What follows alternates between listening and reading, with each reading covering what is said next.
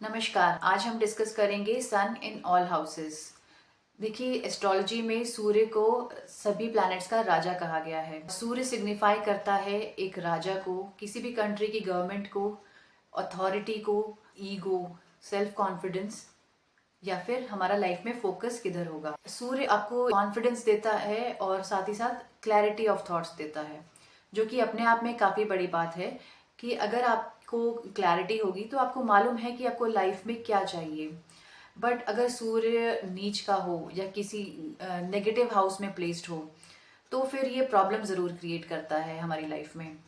तो चलिए शुरुआत करते हैं पहले घर से। किसी के अगर पहले घर में सूर्य प्लेस्ड है, फिजिकली ये पर्सन काफी मतलब लंबा होता है और इनके ना हेयर काफी थिन होते हैं। सूर्य जला देता है बालों को, तो इनको बहुत कम उम्र में ही बॉल्डनेस आ जाता है। और ये लोग काफी करेजियस होते हैं, ईगोइस्टिक होते हैं, एम्बिशियस होते हैं और कॉन्फिडेंट भी होते हैं। तो कॉन्फिडेंस होना अच्छी बात है, लेकिन कई बार जो है इनका सेल्फ कॉन्फिडेंस ओवर कॉन्फिडेंस में बदल जाता है, क्योंकि पहले घर में सूर्य एग्जॉल्टेड होता है, जिस वजह से वो कॉन्फिडेंस कई बार ओवर कॉन्फिडेंस में बदल जाता है और ईगो भी इनमें काफी होती है। देखिए, पहले भाव में सूर्य की एनर्जी बहुत ज्यादा है, गुस्सा काफी आता है, अग्रेसिव होते हैं, स्ट्रिक्ट होते हैं ये काफी, और असर्टिव होते हैं, मतलब अपनी बात इनको रखना पसंद है और बहुत स्ट्रिक्ट होंगे कि मैंने जैसे कह दिया वैसे ही इनको काम चाहिए। तो ये कभी अपने मन मुताबिक इनको चीज़ें चाहिए या अपने मन मुताबिक काम करना चाहते हैं ये। तो अगर जैसे जॉब में भी अगर कहीं प्लेस्ड हैं तो अपने जो सुपीरियर हैं, इनके सीनियर्स हैं, उनसे ना ऑर्डर लेना पसंद नहीं करते हैं, जबकि इनको ऑर्डर देना पसंद है। और क्योंकि मन मुताबिक काम करना पसंद है, करवाना पसंद है एक्चुअल में, तो ये ना इसलिए काफ़ी लेजी भी हो जाते हैं कई बार, क्योंकि इनको काम दूसरों से करवाना है, खुद नहीं करना है, क्योंकि राजा है ना सूर्य। तो ये उनका एक एटीट्यूड होता है राजा वाला कि मेरे को अपने मन मुताबिक चीजें चाहिए। सूर्य पहले हाउस में हो तो अच्छी पोजीशन देता है सूर्य आपको। गवर्नमेंट जॉब में प्लेस्ड होते हैं काफी लोग, लेकिन ऐसा तो नहीं है कि हर पर्सन को गवर्नमेंट जॉब ही लगेगी या कोई हायर पोजीशन पे ही होगा, सुपीरियर ही होगा। देखिए, पहली बात तो शुरुआत तो होती है कि आप कहाँ किस घर में पैदा हुए हैं, वो तो आपका स्टार्टिंग लाइन है ही लाइफ में। तो इवन अगर ना कि कोई, जैसे मान लीजिए कोई कंपनी का मालिक है, कोई सीईओ है, या फिर कोई गवर्नमेंट में हायर पोजीशन पे है, या फिर कोई भी कंपनी का या कोई भी गवर्नमेंट ऑफिस में एक पीएन भी है, तो वो भी ना एटीट्यूड इनका सबका सेम होगा। ये ना अपने आप को कम नहीं समझते हैं, चाहे ये किसी भी पोजीशन पे हो, इनमें एक एटीट्यूड, वो कॉन्फिडेंस जरूर होता है। और मतलब एक असर्टिवनेस, अपनी बात बोलेंगे तो एकदम कड़क होके बोलेंगे, ऐसे नहीं कि दब के या हम्बल होंगे या नरम पड़ जाएंगे, ऐसे नहीं होंगे, काफी स्ट्रिक्ट होते हैं और अपनी बात को बेबाकी से रखते हैं। तो इनमें वो एटीट्यूड होता ही है राजा वाला। मैंने अक्सर देखा है कि इन लोगों की जैसे जॉब लगती है तो कुछ साल के बाद ये लोग जॉब छोड़ देंगे। इवन अगर जॉब में है भी तो काफी अनकंफर्टेबल फील करते हैं कि कोई इनको ऑर्डर दे। क्योंकि देखिए, ऑफिस में अगर आप हैं तो अगर आप किसी के सीनियर हैं तो आपका भी कोई सीनियर है, तो ये ना कुछ भी सुनेंगे नहीं। इनके अंदर एग्रेशन भी काफी होता है, तो कई बार ना ये उल्टा भी बोल देते हैं और कई बार अपनी मतलब प्रॉब्लम मोल ले लेते हैं अपने इस नेचर की वजह से। और कई बार बिजनेस में घाटा भी मंजूर कर लेंगे, लेकिन ईगो इनकी हर्ट नहीं होनी चाहिए, क्योंकि इनको एडजस्ट करना या वो किसी की बात को सुनना पसंद नहीं है। इनको चाहिए कि जो मुझे चाहिए वही चीज होनी चाहिए, चाहे इनका घाटा ही क्यों ना हो जाए। बट अगर ये थोड़े से हम्बल हो जाएं या थोड़े से एडजस्ट करना सीख लें तो इनके लिए काफी अच्छा रहता है, क्योंकि सूर्य फर्स्ट हाउस में आपको तरक्की जरूर देता है, लेकिन अगर आप थोड़े से हम्बल हो जाएं तो वो ग्रोथ जो है आपको जरूर मिलती है, क्योंकि सन का आपको सपोर्ट मिल रहा है, वो करेज या वो कॉन्फिडेंस मिलता है। बट ये इजीली थोड़ा एडजस्ट नहीं कर पाते हैं, इस वजह से इनको रिलेशनशिप के इश्यूज भी हो जाते हैं। अब बात करते हैं सूर्य दूसरे भाव में। दूसरे भाव का सूर्य आईज रिलेटेड इश्यूज देता है, पर आपको अच्छी फैमिली देता है। और ये क्योंकि देखिए दूसरा घर स्पीच का भी है, तो ये पर्सन ना काफी रॉब से, ये काफी अथॉरिटी से बोलता है। और कई बार ना ये बहुत ही ज्यादा स्ट्रिक्ट हो जाते हैं बोलने में, मतलब बहुत डायरेक्टली बोल देंगे कि किसी को हर्ट हो जाए, कि अपनी बात मनवानी है तो बहुत स्ट्रिक्टली बोलेंगे, अथॉरिटी के साथ बोलते हैं। और सेकेंड हाउस फाइनेंसेस का भी है, तो इनके पास पैसा तो आता है लेकिन संचित धन नहीं हो पाते, सेव नहीं कर पाते हैं पैसा, या वो एसेट नहीं बना पाते हैं, पैसा जोड़ने में इनको दिक्कत आती है। अब बात करते हैं तीसरे भाव में अगर सूर्य है तो ये पर्सन काफी करेजियस होता है, इनके स्किल्स भी काफी अच्छे होते हैं, इनको क्लैरिटी है कि इनकी क्या स्किल्स हैं, इनको क्या करना है क्या नहीं। और थर्ड हाउस जो है आपके यंगर सिबलिंग का है, तो इनकी ना कुछ इश्यूज हो जाते हैं अपने यंगर सिबलिंग के साथ, कुछ बोलने चालने का। अगर कई बार क्या होता है कि ये खुद एग्रेसिव है उनके साथ बिहेवियर में, या फिर इनका यंगर सिबलिंग एग्रेसिव है, तो इस वजह से इनको आपस अपने छोटे भाई बहन के साथ रिलेशनशिप के इश्यूज हो जाते हैं, थोड़ी दूरियां आ जाती हैं इनके बीच में। लेकिन बहुत ही करेजियस लोग होते हैं, इनफैक्ट इतना करेज इनमें है, अगर सूर्य तीसरे भाव में है तो ये ना दूसरों की भी हेल्प कर सकते हैं। और क्योंकि तीसरे भाव का सूर्य है ना, तो ये आपको वो पोजीशन देता है, क्योंकि आपके पास वो पावर भी होगी, और वो पावर, पोजीशन और साथ ही साथ वो करेज, तो ये जब तीनों ही चीजें मिलती हैं ना, तो आप समाज के लिए काफी अच्छा काम कर सकते हो। स्पेशली जो निचले तबके के लोग हैं, जो हेल्पलेस हैं, उनकी आप हेल्प कर सकते हो, दूसरों को जस्टिस दिला सकते हो। तो ये लोग ना सोसाइटी के लिए बहुत अच्छे होते हैं, क्योंकि करेज भी है और इनके पास वो स्किल भी है, क्योंकि कम्युनिकेशन इनका बहुत अच्छा होगा।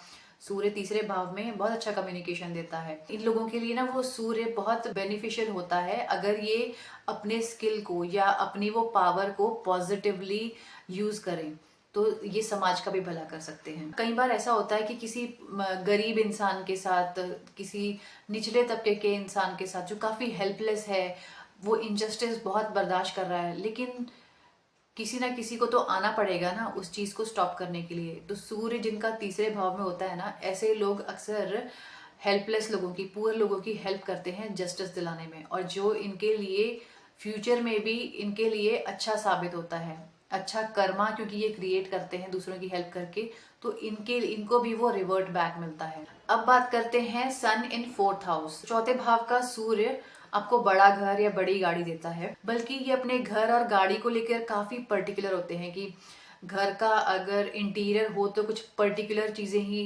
पसंद है इनको, कि इस तरह का इंटीरियर होना चाहिए या इस जगह पे घर होना चाहिए, घर के सराउंडिंग्स कैसे हों, आसपास अच्छी सोसाइटी में रहना चाहते हैं ये। और अगर गाड़ी भी है तो गाड़ी के इंटीरियर्स कैसे होंगे, वो उसके लिए काफी पर्टिकुलर होते हैं ये लोग। साथ ही साथ इनको ना अपने घर में रहना काफी पसंद होता है, मतलब कंफर्ट चाहिए इनको, ये सीख करते हैं कंफर्ट घर में। लेकिन मिलेगा कि नहीं मिलेगा, वो सूर्य के साथ कैसा प्लैनेट बैठा है उस पर भी डिपेंड करता है।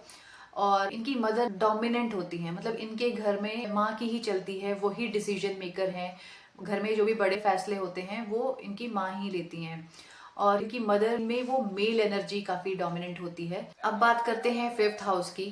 पांचवें भाव का सूर्य आपको इंटेलिजेंस देता है, ये इंटेलिजेंस जो आप पिछले जन्म से कैरी कर रहे हैं, इस जन्म में लेके आए हैं, तो ये लोग जन्म से ही काफी इंटेलिजेंट होते हैं। पांचवा भाव आपके चाइल्ड का भी है, स्पेसिफिकली आपके फर्स्ट चाइल्ड का। तो ऐसे लोगों को ना चाइल्ड कंसीव करने में थोड़े इश्यूज हो जाते हैं। अगर आप एक फीमेल हैं, आपके फिफ्थ हाउस में सन है, तो आप डॉक्टर से एक बार ज़रूर चेकअप करा लें, टेस्ट वगैरह कराएं कि कुछ मतलब आपको इश्यूज ना हो। और थोड़ा क्योंकि इनको कंसीव करने में या डिलीवरी में भी थोड़े इश्यूज आ जाते हैं। अब बात करते हैं सन इन सिक्स्थ हाउस, छठा घर, यानी कि आपका पास्ट पेंडिंग कर्मा, रोग, ऋण और शत्रु। तो सूर्य अगर छठे भाव में है ना, तो ये पर्सन एक वॉरियर है, इनको पता है कि लड़ाई कैसे लड़नी है। इनके कोई दुश्मन होंगे ना, तो ये बिल्कुल अपफ्रंट होके लड़ते हैं, इनकी जीत होगी ही होगी, निश्चित है। छठे भाव का सूर्य आपको जीत जरूर दिलाएगा, भले ये लीगल बैटल हो या फिर इवन वैसे भी किसी के साथ कोई दुश्मनी हो, तो ये पर्सन जरूर जीतता है। या ऑफिस में कुछ आपका इशू चल रहा है किसी के साथ, तो ये ही जीतेंगे, ये बात श्योर है। और इन्हें भी मालूम है कि इन्हें अच्छे से लड़ाई लड़नी आती है, और इनका एक रुतबा है, चाहे वो ऑफिस में हो चाहे समाज में हो। कॉन्फिडेंस भी काफी होता है, और ये ना रिस्क टेकर होते हैं, काफी रिस्क लेते हैं, और उस रिस्क से बहुत आसानी से पार भी पा लेते हैं, और प्रॉब्लम सॉल्व होते हैं। कोई भी प्रॉब्लम, अगर ऑफिस में कोई प्रॉब्लम है, कोई लीगली कोई प्रॉब्लम है, तो ये सॉल्व जरूर कर लेते हैं। मतलब कोई भी प्रॉब्लम अगर इनकी लाइफ में आती है ना, तो छठे भाव का सूर्य आपको इतनी स्ट्रेंथ देता है कि आप कोई भी प्रॉब्लम से निजात पा जाते हैं इजीली। और ये लोग ना मतलब अगर लड़ाई लड़ेंगे भी ना तो एकदम अपफ्रंट होकर मुंह पे बोलेंगे। इवन छठे भाव का राहु भी आपको वॉरियर बनाता है, लेकिन राहु की एनर्जी डिफरेंट है। देखिए, सूर्य राजा है, राजा सामने बात करता है, वो जो बोलेगा मुंह पे बोलेगा, लड़ेगा भी तो मुंह पे लड़ेगा, क्लियरली जो कहेगा सामने कहेगा। लेकिन राहु को जीतना है, वो भी डिफीट करेगा, लेकिन वो आपके पीठ पीछे भी वार कर सकता है। तो छठे भाव का राहु अगर किसी का है या छठे भाव का सूर्य है तो ऐसे लोगों से किसी को पंगा नहीं लेना चाहिए। अब बात करते हैं सन इन 7th हाउस। 7वें भाव का सूर्य रिलेशनशिप इश्यूज देता है, तो ऐसे लोगों की ना मैरिज में काफ़ी डिफ़िकल्टीज आती हैं। और 7वें भाव में जो भी प्लैनेट बैठता है ना वो लग्न को यानी कि आपके पहले घर को देखता है, और पर्सनालिटी में भी आपके वो वाले एलिमेंट्स आ जाते हैं। तो 7वें घर में अगर सूर्य है तो इनमें भी वो ईगो इनकी पर्सनालिटी में भी आ जाते हैं, वो क्योंकि लग्न को देख रहा है ना सूर्य, 7वें एकदम आमने सामने है लग्न और 7वां घर। तो इस वजह से इनमें ईगो काफ़ी होती है। तो ईगो की वजह से रिलेशनशिप में इश्यूज आते ही आते हैं। और क्योंकि इनको ना एडजस्ट करना पसंद नहीं है, एग्रेसिव होते हैं, डोमिनेंट होते हैं, तो रिलेशनशिप में टिक पाना बहुत मुश्किल होता है इनके लिए। इवन कई बार डिवोर्स जैसे इश्यूज भी हो जाते हैं क्योंकि इनको एडजस्ट करना नहीं आता, ये एडजस्ट कर नहीं पाते। तो इस वजह से क्योंकि जो इनके मन में है वो बेधड़क बोल देते हैं, चाहे वो कितना भी कड़वा हो एकदम अपफ्रंट होके बोलते हैं। इस वजह से रिलेशनशिप के इश्यूज इनको आ जाते हैं। लेकिन अगर मान लीजिए जुपिटर की दृष्टि पड़ जाए तो थोड़ा बच सकते हैं। अगर आपका 7वें भाव में सूर्य है ना, अगर आपको पहले ही थोड़ा एडवांस में पता हो तो थोड़े से हम्बल हो जाइए, थोड़े सेंसिटिव हो जाइए अपने पार्टनर के प्रति। इससे ना आप अपने रिलेशनशिप को बचा सकते हो। अब बात करते हैं 8th हाउस की।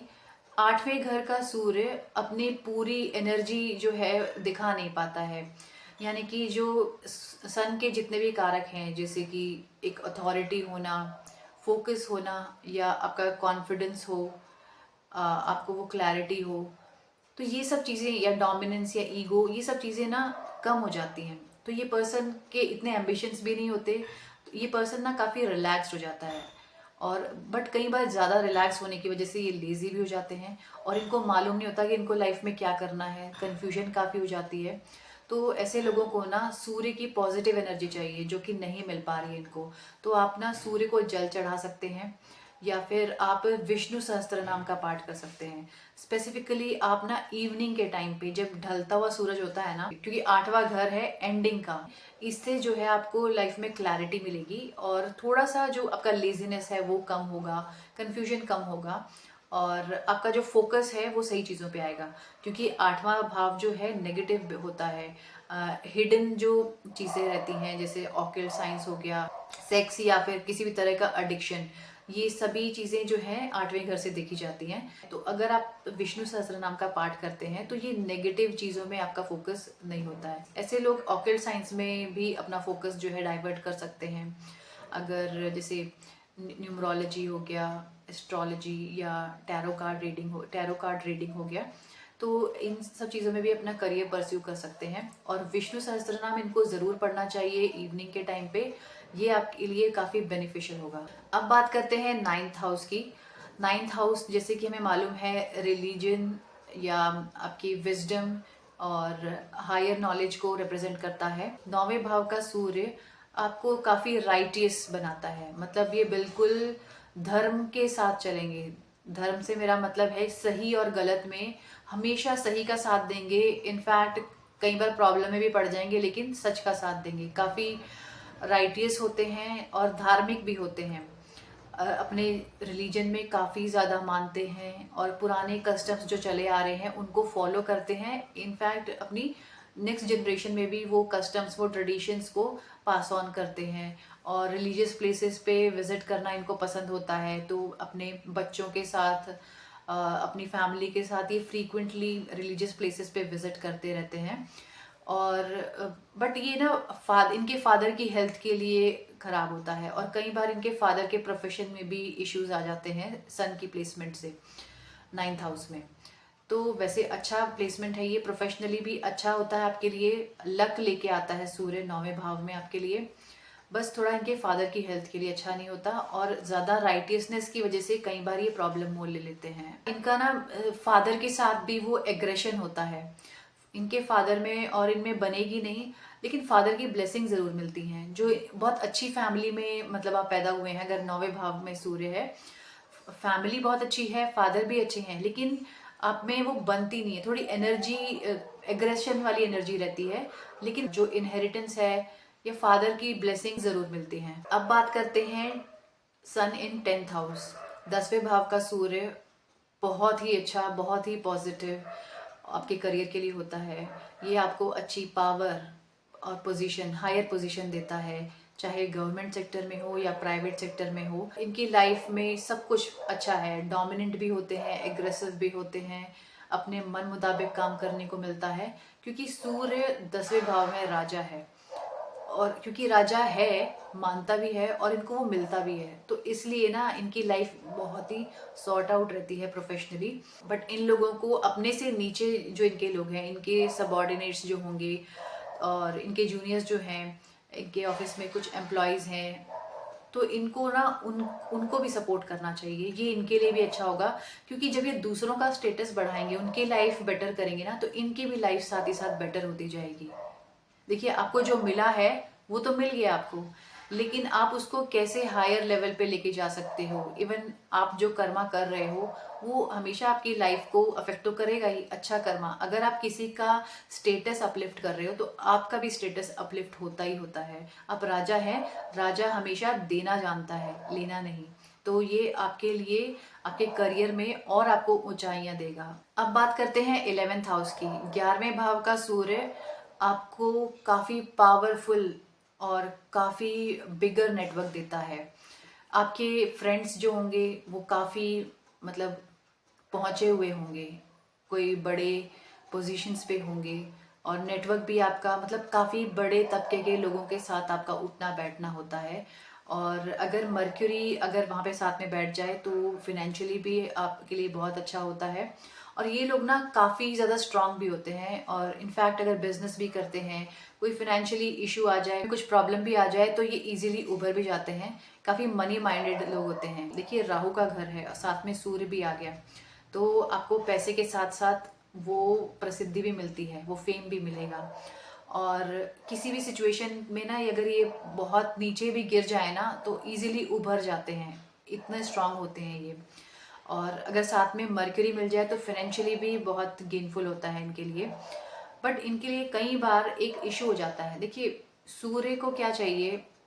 फेम चाहिए, अप्रिसिएशन चाहिए, कॉन्फिडेंस चाहिए। तो कई बार ना इन लोगों को, या वो ईगो है ना, ईगो को पैम्पर कर दो इनकी, तो ये खुश हो जाते हैं। मैंने कई कुंडलियों में देखा है कि 11वें भाव का सूर्य जिनका होता है ना, ये लोगों को, आप इन लोगों को अप्रिसिएशन काफ़ी चाहिए। पैसा नहीं चाहिए इनको, आप चाहे प्रमोशन ना मिले, चाहे इनको इंक्रीमेंट ना मिले, बट इनको अप्रिसिएशन दे दो। Best employee of the year या best employee of the company, ऐसे ऐसे अवार्ड्स दे दो, ये बहुत खुश रहेंगे। इनका मेनली फोकस जो होता है ना, फिर तारीफ पाने पे अगर आ जाता है ना, तो वो फिनेंशियली इनके लिए प्रॉब्लमेटिक हो जाता है। फिनेंशियली वो क्योंकि इनका फोकस ही अप्रिसिएशन पे है और फिनेंशियल गेन्स पे नहीं है, तो इस वजह से कई बार इनको जो है, जो इनकी पावर है, जो इनको मिल सकता था, वो खो देते हैं ये। अब बात करते हैं 12th हाउस की। 12वें भाव में सूर्य जो है वो काफ़ी नेगेटिव रिजल्ट्स देता है, जैसे कि लॉस ऑफ वेल्थ, या आपके एक्सपेंसेस काफ़ी बढ़ जाएंगे, या आपने काफ़ी पैसा कमाया था, किसी न किसी आपके डिसीजन की वजह से आपको वो लॉस हो जाएगा। क्योंकि देखिए, स्पिरिचुअलिटी का हाउस है और सन आपको एम्बिशंस देता है, तो यहाँ पे आके ना एम्बिशंस आपके ख़त्म हो जाते हैं 12वें भाव में, या अपने वो एम्बिशंस पूरे नहीं कर पाता, या जो इनके एम्बिशंस है उनको अचीव नहीं कर पाता है। क्योंकि 12वां भाव कहता है कि आप एक बार सेल्फ इंट्रोस्पेक्शन या एकांत में जाइए और एक स्टेप बैक लीजिए। आप सोचिए पहले कि क्या करना है, क्या नहीं करना है। तो ऐसे लोग ना अक्सर अपनी वेल्थ खो बैठते हैं, और कुछ अपने ऐसे डिसीजंस की वजह से। और क्योंकि सूर्य की एनर्जी एग्रेसिव है, और यहाँ पे ये केतु का भाव है, यहाँ पे एकांत या वो शांति, वो हम्बल होना चाहिए आपको, एग्रेसिव नहीं। तो ऐसे लोग ना अक्सर इनमें मतलब बेडरूम में काफ़ी एग्रेसिव होते हैं, मतलब सेक्सुअल एनर्जी काफ़ी होती है, तो इनको नींद के भी इश्यूज हो जाते हैं। तो इन लोगों को अपने बेडरूम में डार्क कलर्स का पेंट या बेडशीट्स या कर्टन्स नहीं यूज़ करने चाहिए, जैसे कि रेड हो गया, ऑरेंज हो गया। तो ऐसे कलर से इनको बचना चाहिए ताकि नींद प्रॉपर ले सकें ये, और इनकी लाइफ में थोड़ा पीस आए। और फॉरेन लैंड में इनको फेम मिल सकता है, 12वां भाव विदेश का जाने का है, तो इनको जो है फॉरेन कंट्री में अपना फेम मिल सकता है, या वहाँ जाके जो है इनके एम्बिशंस पूरे हो सकते हैं। तो फॉरेन लैंड के लिए इनका काफ़ी अच्छा योग बनता है। तो हमने सभी 12 घर कवर कर लिए हैं। जैसे कि हमने सूर्य के बारे में बात किया, हमने उसके कारक जो हैं उनके बारे में बात किया, लेकिन ये सभी कारक जैसे एग्रेशन हो गया, डोमिनेंस हो गया, ईगो हो गया, ये चीज़ें करियर के पर्सपेक्टिव से आपको चाहिए होती हैं। बट अगर आप थोड़े से हम्बल हो जाएं या थोड़े से एडजस्टिंग हो जाएं, तो आप सूर्य से मिलने वाले बेनिफिट्स को ना मल्टीप्लाई कर सकते हैं। मतलब आप अच्छी रिलेशनशिप भी चला लेंगे, आप बिजनेस भी अच्छा चला सकते हैं, कि क्योंकि आपको सबको साथ लेके चलना होगा। बिजनेस कर रहे हो या ऑफिस में आप जॉब कर रहे हो, तो आपको सबको साथ लेके चलना पड़ता है। तो उसके लिए थोड़ा सा एडजस्टमेंट करना या थोड़ा सा हम्बल हो जाना, कई बार थोड़ा सा डिप्लोमेटिक हो जाना आपके लिए प्रॉफिटेबल साबित होता है। तो आप कमेंट में ज़रूर बताइएगा कि सूर्य आपके चार्ट में कौन से भाव में बैठा है और आपकी लाइफ में कैसे प्ले आउट कर रहा है। और इवन अगर आपके कोई क्वेश्चन भी हैं वो भी आप पूछ सकते हैं कमेंट्स में। और इस वीडियो को मैं यहीं पे एंड करूंगी। आप खुश रहिए, स्वस्थ रहिए, मस्त रहिए। तो ऐसे ही एस्ट्रोलॉजी के वीडियोस को देखने के लिए आप मेरे चैनल को सब्सक्राइब कर सकते हैं। Thanks for watching.